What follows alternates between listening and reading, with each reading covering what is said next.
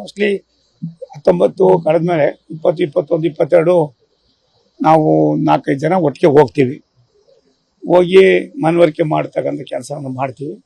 ಆಮೇಲೆ ಹೈಕಮಾಂಡ್ ಏನು ಹೇಳ್ತದೆ ಕೇಳ್ತೀವಿ. ಅಲ್ಲಿ ಹೇಳ್ತೀನಿ, ಅದಾದ್ಮೇಲೆ ಬಂದು ನಿಮ್ಗೆ ಹೇಳ್ತೀನಿ. ಈಗ ಪಕ್ಷದ ಒಬ್ಬ ಹಿರಿಯ ನಾಯಕರು ನೀವು 2 ಕ್ಷೇತ್ರದಲ್ಲಿ ನಿಂತರೂ ಕೂಡ ನೀವು ಸೋತ್ರಿ.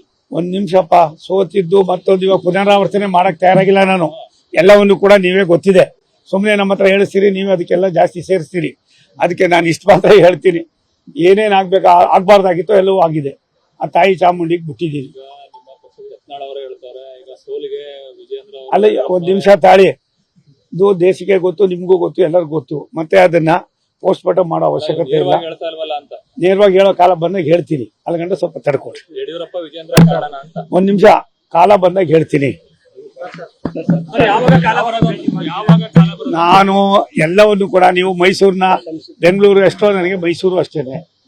ನನ್ನ ಚುನಾವಣೆಯಲ್ಲಿ ನೀವು ಕೊಟ್ಟಿರ್ತಕ್ಕಂಥ ಪ್ರೋತ್ಸಾಹ, ವಾಸ್ತವಾಂಶ, ನಮ್ಮ ಸಾಮಾನ್ಯ ಜನರ ಒಡನಾಟದಲ್ಲಿ ನೀವು ಕೊಟ್ಟಿರ್ತಕ್ಕಂಥ ಒಂದು ಸಂದೇಶ ಏನಿದೆ, ನನ್ನ ಜೀವನದಲ್ಲಿ ನಾನು ಮರೆಯೋದಿಲ್ಲ.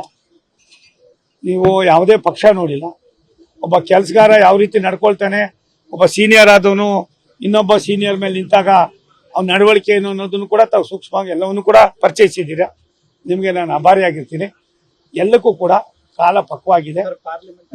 ಪಾರ್ಲಿಮೆಂಟು ಮತ್ತೊಂದು ಮೇ ತಿಂಗಳಲ್ಲಿ ಪಾರ್ಲಿಮೆಂಟ್ ಆಗೇ ಆಗಬೇಕು. ಪಾರ್ಲಿಮೆಂಟ್ ನಿಲ್ಸಕ್ ಆಗೋದಿಲ್ಲ. ಆ ಕಾಲ ಬರ್ತೈತೆ. ದೇಶಕ್ಕೆ ನರೇಂದ್ರ ಮೋದಿ ಅವರ ಅವಶ್ಯಕತೆ ಇದೆ ಅನ್ನೋದನ್ನ ನಾನು ಈಗಾಗಲೇ ಮನವರಿಕೆ ಮಾಡಿದ್ದೆ. ಅನುಕ್ಷಣದ ಸುದ್ದಿಗಳಿಗಾಗಿ ವಿಸ್ತಾರ ನ್ಯೂಸ್ ಯೂಟ್ಯೂಬ್ ಚಾನೆಲ್ ಸಬ್ಸ್ಕ್ರೈಬ್ ಮಾಡಿ. ಹೊಸ ಸುದ್ದಿಗಳ ನೋಟಿಫಿಕೇಶನ್ಗಾಗಿ ಬೆಲ್ ಐಕಾನ್ ಕ್ಲಿಕ್ ಮಾಡಿ.